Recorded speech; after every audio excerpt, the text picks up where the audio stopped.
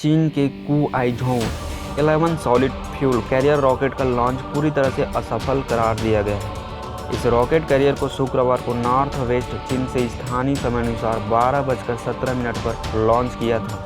Xinhua के मुताबिक अपनी पहले ही फ्लाइट में यह रॉकेट कैरियर गिर गया। इस रॉकेट के चियुकुआन सैटेलाइट लॉन्च सेंटर से लॉन्च किया था। कुआइझोउ को चीनी भाषा में मतलब होता है तेज जहाज, और चीनी मीडिया का कहना है कि लॉन्च के दौरान ही इनमें से कुछ तकनीकी खराबी आ गई थी। यह रॉकेट करीब 70.8 टन का था। इसे लो अर्थ और सूरज की कक्षा की चक्कर लगाने वाले सैटेलाइट की लॉन्चिंग के लिए डिजाइन किया गया था। अभी तक फिलहाल इस बात की जांच जारी है कि लॉन्च के असफल होने में और कौन कौन सी वजह जिम्मेदार हो सकती है। इसकी जाँच के आदेश में भी दिए गए हैं कि चीन के सरकारी न्यूज चैनल CCTV की तरफ से भी इस बात की जानकारी दी गई है। वहीं दूसरी तरफ 3 दिन में 3 सैटेलाइट लॉन्च किए चीन। Space.com वेबसाइट की तरफ से बताया गया है कि चीन ने 2 अलग अलग मिशन के तहत पिछले हफ्ते 3 दिनों के अंदर 3 सैटेलाइट लॉन्च किए हैं। पहला satellite Taiwan satellite launch centre से छोड़ा गया था। यह सेंटर शानाक्सी प्रांत में है। यह 2 और satellite China academy of space technology में लॉन्च किए गए थे। पहले सैटेलाइट का नाम गाओफेन है। यह GPS टेक्नोलॉजी पर आधारित सैटेलाइट है, जिसे असैन्य मकसद लॉन्च किया गया है।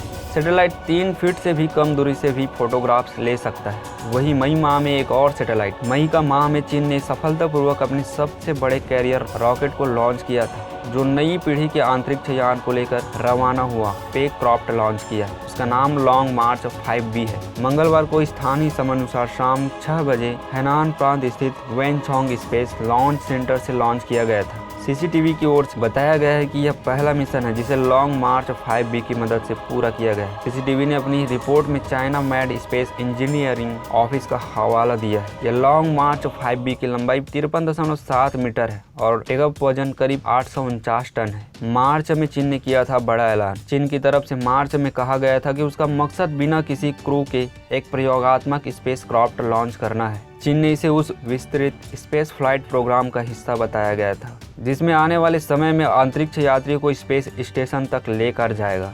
हमने रेलवे स्टेशन सुना था, लेकिन चीन ने स्पेस स्टेशन तक ले जाने की बात कर रही है। चीन इस समय साल 2022 तक अपना एक स्पेस स्टेशन होने के प्रोजेक्ट पर काम कर रहा है। 2003 में चीन ने अपने रॉकेट से इंसान को अंतरिक्ष में भेजा था। ऐसा करने के बाद वह अमेरिका और सोवियत संघ के बाद इस उपलब्धि को हासिल करने वाला तीसरा देश बन गया था। इस साल के अंत में चीन के कुछ और प्रोजेक्ट बाकी है। इस साल के आखिर तक चीन अपना चागाई 5 मिशन लॉन्च करने जा रहा है। यह अंतरिक्ष यान चंद्रमा के उस हिस्से में उतरेगा जो पूरी दुनिया को दिखाई देता है, जिसे हम खरगोश कहते हैं। यहाँ से वह मिट्टी के नमूने लेकर पृथ्वी पर वापस आएगा। चीन के अंतरिक्ष कार्यक्रम के प्रमुख झांग घोषणा की है कि चीन अगले 10 साल में चंद्रमा के दक्षिण ध्रुव पर अपना रिसर्च सेंटर स्थापित करेगा और अमेरिका की बादशाहत खत्म करने की कोशिश। चीन का लक्ष्य साल 2030 तक इन देशों को उनके स्थान से हटाना है। साल 2030 तक चीन की तैयारी है कि वह अपने 2 रोबोट चांद पर उतारे जो पानी और बाकी संसाधन की जांच कर सके। पिछले वर्ष आई एक रिपोर्ट में कहा गया था कि चीन की कोशिश साल 2036 तक